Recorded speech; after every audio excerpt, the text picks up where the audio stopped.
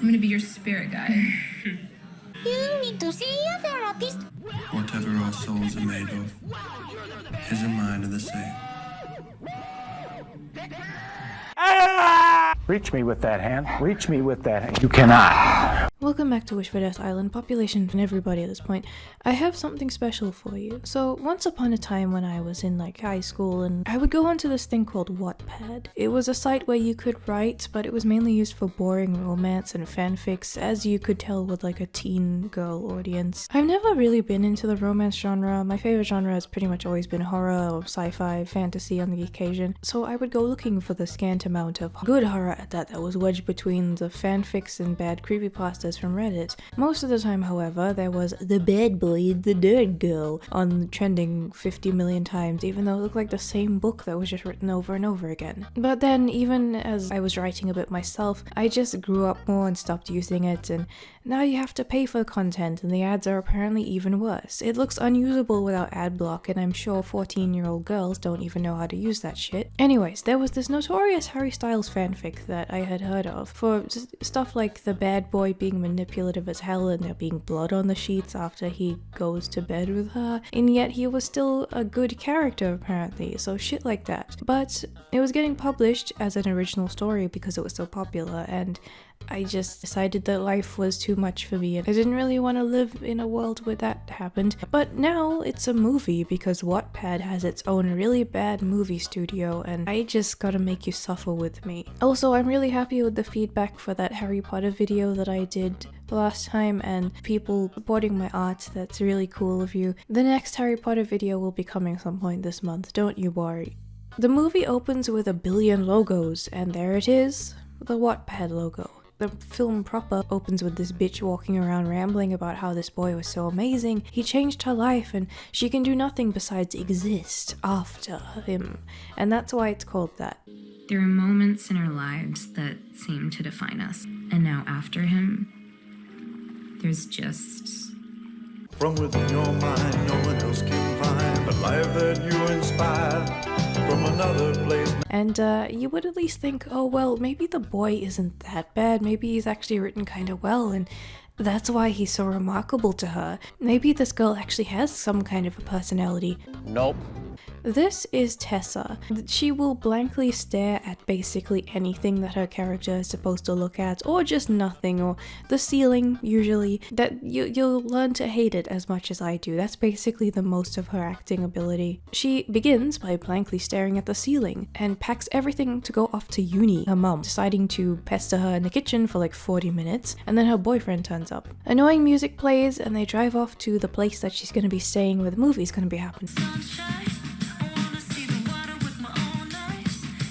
She moves in and crazy shit happens immediately, which involves these two idiots that you'll also learn to hate in this movie weirdly looking at her. They judge her already because, you know, good girl and the bad girls, how they could get along. They're smoking and they have their titties out and they talk about spirit guides, and the mom's just looking at her like, oh my fucking god. The boyfriend just lingers around like, this man is a serial killer. The mom wants a room change afterwards because she's so horrified at the fact that teenagers do dumb things, and Tessa's like, no, I want to be cool. Afterwards, they get all sappy and the mom finally leaves after 40 fucking minutes more.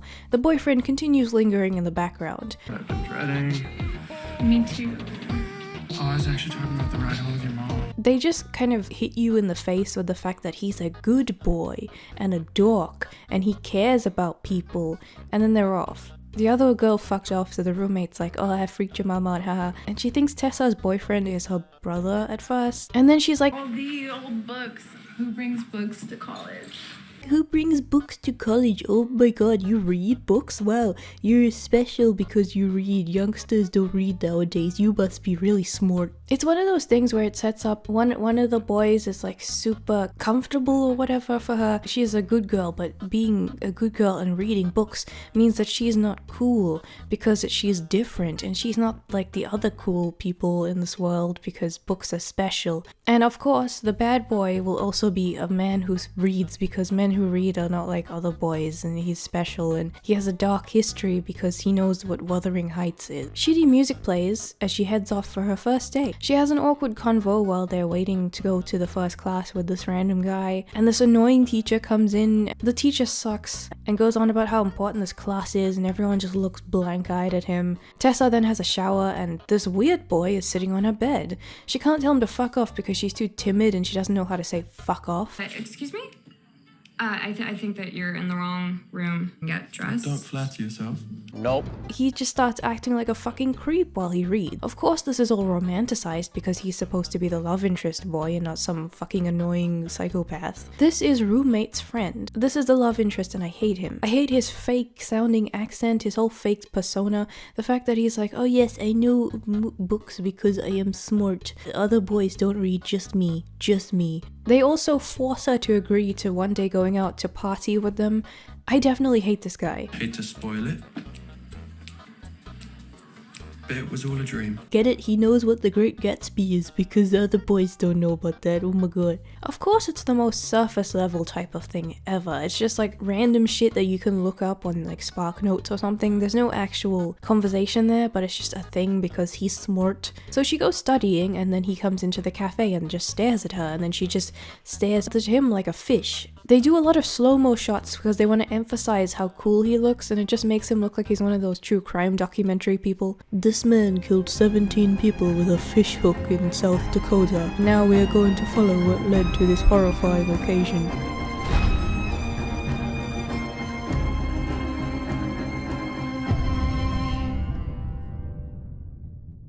So she leaves and studies somewhere else. Her roommate bothers her about going to the party again, and they have terrible music montages of them getting dressed because the roommate wants her to dress like a fucking whore eventually. This is one of the most cliche scenes in any type of movie ever. Of course it's in this one. Of course it's in Wattpad Studios after. So they turn up at the party and the roommate makes out with her girlfriend and someone else is smoking because it's a party. They focus on all of this and how weird it is to Tessa, and then this girl is on the weird boy's lap and looking at her funny. Oh yeah, the guy's name is Harden, by the way. I'm not kidding. They all pressure her into drinking and then she does, and this girl gets really pissy about it. I don't know why she's so pissy throughout the whole movie about everything. She also gets upset when she sees Harden looking at Tessa. They also go on about sex and make fun of her for being a virgin because they're all basic pieces of shit who don't understand that she probably has some other life path figured out. And then they dare her to make out with Harden. I hate saying his name. He gets up and approaches her like a creep. There's some like 40-year-old in the background. What are you doing here? Are you a student? What happened to you? And then she's just like, no, I can't do it. But the boy who kind of looks like he wants to stab me and bury me in the forest because of the voices in his head, he's too much to resist.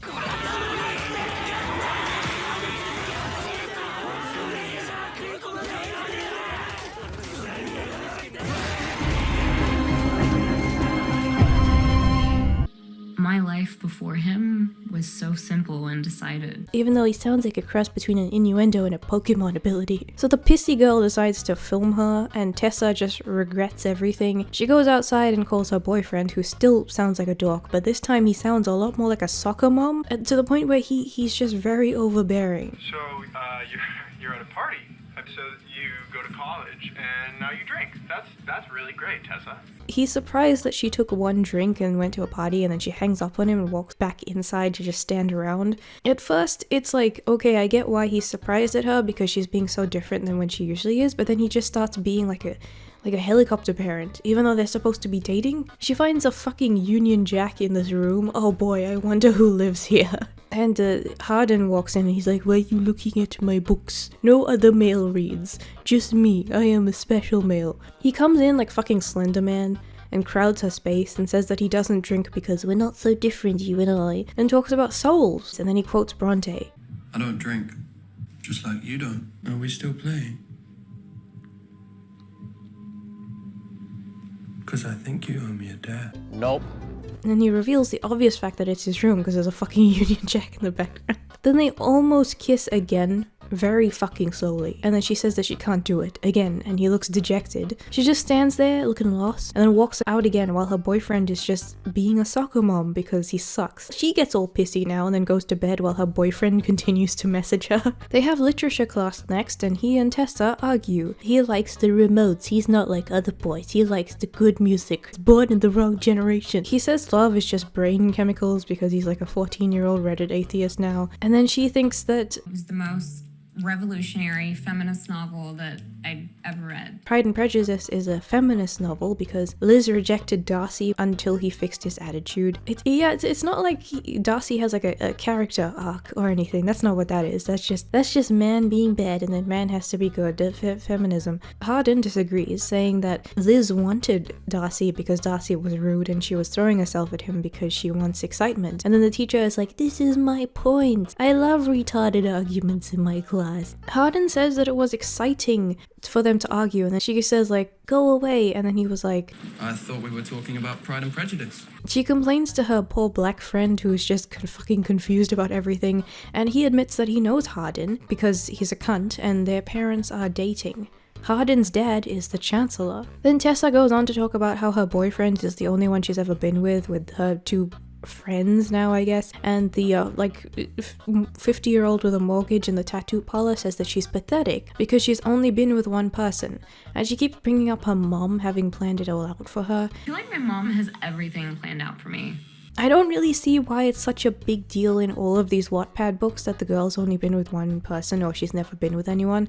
Like, just let people live at their own pace. Just, like, I understand that there's that whole, like, exploring romance is exciting type of thing, but they always write it as if there's, like, only one correct way to live life, and it's like, the good girl decides that she goes to the party, and then she realizes that being good girl is fucking stupid, and then she falls in love with some, like, rapist-looking asshole. Anyway, she's upset in bed, and her roommates are just fucking next to her. She goes to get coffee the next morning and Hardin is sitting there reading, and he keeps looking at her, and then she just turns up to where she's sitting, and she's like, oh my god, what the fuck? I can't stay away from you.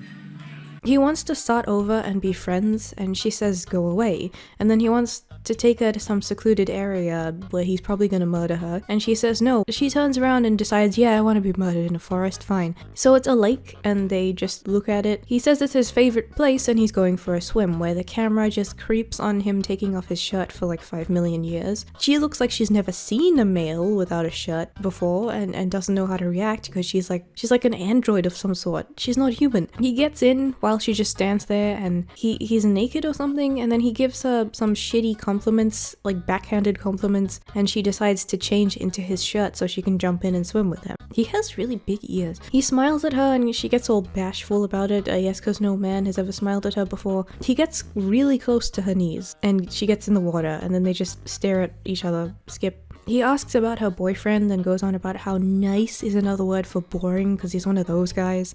Do I even have a choice? Nice. Isn't that just another word for boring? They'll go underwater, so I assume that he's drowning her. Look at that, where did they go? This is why I'm staying single. I'm not dealing with this. He says, It's peaceful.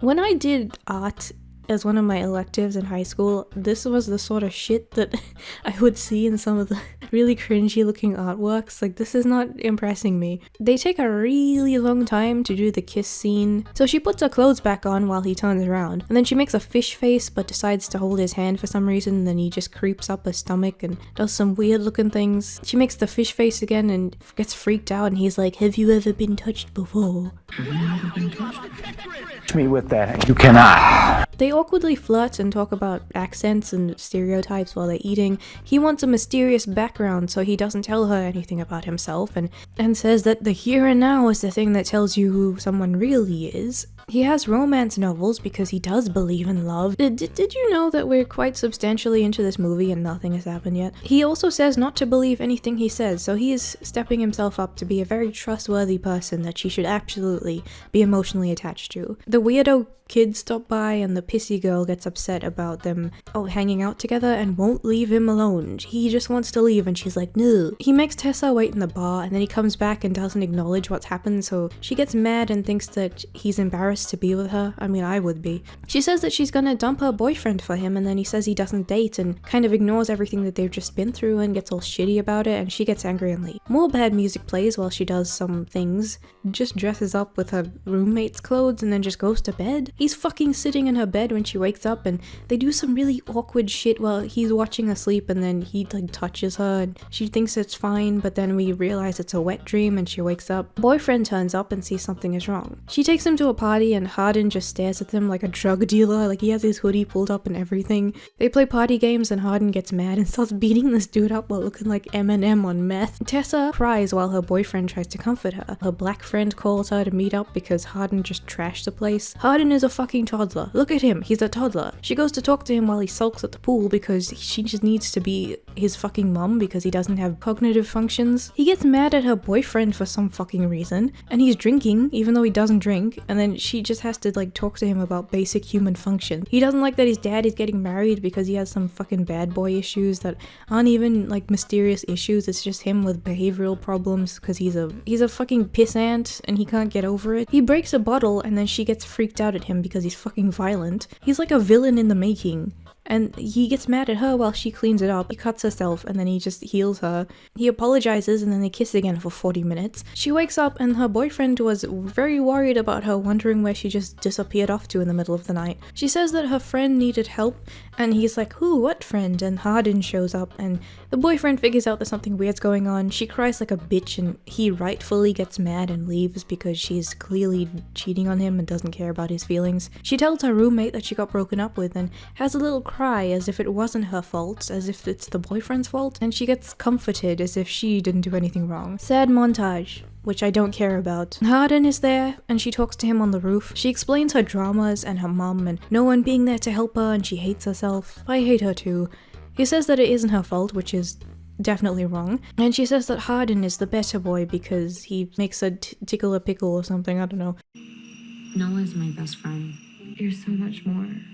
One of my immediate problems with this stupid movie is one of those really bad double standards that some of these things have where it's like, girl power, you should be a feminist and like all of this stuff, but then as soon as an attractive boy comes into frame, they're like, no, drop everything and let him abuse you and keep going back to him over and over again despite how badly he treats you, because it's okay, he's attractive, it's fine. And then on the other hand, it's like if a boy is doing something where they cheat on you, then it's like, oh my god, he's horrible, he's a man whore, he's terrible. But as soon as you are the one who's cheating on a man, it's like, oh no, this is fine because you just weren't happy, so it's okay to betray this human's trust and go fuck around with other guys until you feel satisfied because it's about you. It's not about what they feel. And you need people to tell you that it's not your fault afterwards, even though it is your fault. And they always make the woman have absolutely no personality because she's an audience stand-in, but they don't want you to think that, so they make her very, very blandly every now and again say something that makes her look like she has a personality when she doesn't. And the males are always treated like they're just these really strange archetypes. Like one of them is always the good boy with no personality, and then the other one is always the sometimes abusive and violent bad boy with no personality. And it's kind of like you're choosing between two different types of fashion instead of choosing between two humans, so it's like weirdly dehumanizing for the men involved as well as the women. And it's just, I keep bringing up Twitter, but it really does remind me of Twitter where the women on there will just be like, you won't pay for my meal, and everything is the guy's fault, but at the same time she has no personality and is continuously showing herself to be like a doormat, even though it's supposed to be empowering for women. I don't know what the fuck. This is why I hate these, and teen girls are watching these, so God knows what they're picking up from this in terms of morality lessons. So Hardin shows up at the library as it's closing, and they hide in a terrible place after closing where they're definitely gonna get caught, yet they somehow don't get caught. They're reading books to each other, and honestly, this is a cute part. Like, if this was in a show with characters that I actually cared about, I would definitely think this was very cute, but I don't care about these people. They then just try to escape, and there's more slow-mo and shit music. There's also a happy montage of them being happy. He writes in a diary because he's special and other men don't do that. So the mum walks in because she decides to visit and gets mad at Tessa, and the mum is just way out of her boundaries because the fucking boyfriend tattled on Tessa, but at the same time she does have an interesting approach. Like, she is a parent after all, but of course she has to be a shitty mum who doesn't understand because all of the teen girls watching this need to feel like no one understands them because they're ultra special. Tessa just cries again. She says that she's done being a good girl and decides to throw her life away because she's a gamer now, and the mum is like, He's gonna break your heart. the black friend just shows up mildly confused. Hardin shows up and takes her to some weird place to kill her. Show her some loft that he's living in so they can stay there for the rest of the year together. There's also another montage of them being together. They go to the wedding reception for his parents, and the dad offers her a job at a publishing company or something. They're really rich folks and bad actors. There's some boring drama shit that I don't care about for like 20 minutes, and then Hardin gets all pissy. They're sitting in the bar, and then they're back at classes, and the pissy girl shows up. She's all bitchy and finds out about Hardin and the boyfriend situation. Tessa decides to read a bunch of texts on Hardin's phone, so she snoops and finds out about something weird happening, and he just runs out and doesn't tell her. So he texts her and she doesn't answer, so the friends tell her to show up and they'll explain everything. What happened was he was originally planning on dating her as a dare because, you know, when they mention that she is a virgin and she's only ever been with one person, and apparently that's their business, and he was gonna try and change that and take her virginity. I don't know why this is a dare that anyone other than a psycho would do, but he did it. It obviously turns out that he actually fell in love with her and he doesn't want her to know about this because he loves her now and some bullshit like that. She runs out and breaks up with him and has a cry in the rain, and Hardin is just going on about how he loves her now. Sad music plays while she goes home to patch things up with her mom and goes to talk to the boyfriend who she cheated on. But the problem about this is the boyfriend doesn't seem to think there's anything wrong with her behavior. He's like, oh, people change, you just have to find yourself, and then laughed along with her like they're friends. So the movie is like romanticizing the idea of cheating on someone because it's like, oh, it's fine, you guys can just be friends afterwards, people change. I'm sure that someone could come up with some extreme example about why a cheating scenario would be okay. Like, I'm sure there's some weird situations out there, but I think the vast majority of the time it just shows that you're not loyal, and I don't get why someone would choose to be with you, because if you cheat on someone, then why would you not cheat on someone else? You'd probably just cheat on everyone that you're with. You can't be trusted. She's a bad person, but the movie's treating her as if she's a good person because they want to romanticize women cheating on men because it's exciting or something. Again, teen girl audience. So she goes back to university and there's some montage with mirrors. Hardin has some angsty moments as well. More sad montages, and the teacher in their literature class talks to her about how Hardin turned in an assessment, but the assessment was actually written for her.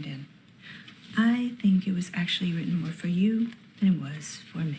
So she just hands out another student's assessment to Tessa because she feels like it, because she's inserting herself into the drama of these random young people. So she takes ages to read it, but when she actually does, it says some very interesting stuff. If you think about it, gamers are the most oppressed group because, in a way, life is nothing but a series of various games. Furthermore, in Joker, so she goes on to keep reading it as they go through a montage of all the stuff that they've been through together, and he just keeps rambling on about the most basic shit, about how he didn't believe in love, but now he believes in love because she is one of the most amazing people on the planet and she's not like other girls, and all of the stuff that they've been through together. She looks very interested in the proceedings. So she goes to the secret spot that they have and she sits down, and then he just shows up next to her. I think it's implied that they're about to talk about getting back together because they love each other or something. The beginning narration also shows that she is nothing without whoever she's dating because her entire personality is based on someone who she allows to take advantage of her, I suppose. And that's it. It just ends like that. The entire thing just shitty cliffhanger with, you know, gamers rise up. This is usually a movie that I wouldn't even be watching because, like I said, romance isn't my thing. I usually just ignore it. But because I had some history with this website, I decided to talk about how really bad it is in general, especially reflecting on why I even thought it was a good idea to read things on that website when I was in high school. I guess it's just, you know, retarded high school brain. And I have the finale for 13 Reasons Why Season 1 coming up soon. I know a lot of you are really waiting for that. And don't worry, Harry Potter Chamber of Secrets is on the way. I am working on it. It's just going to take a bit of time. Since you enjoyed the art for the first one, I will also be putting art in that second video as well. It's very therapeutic to make that video, honestly. But yeah, do you read? Tell me what your favorite book is, because if you read, you're not like other girls, or even if you're a man, I guess. See ya.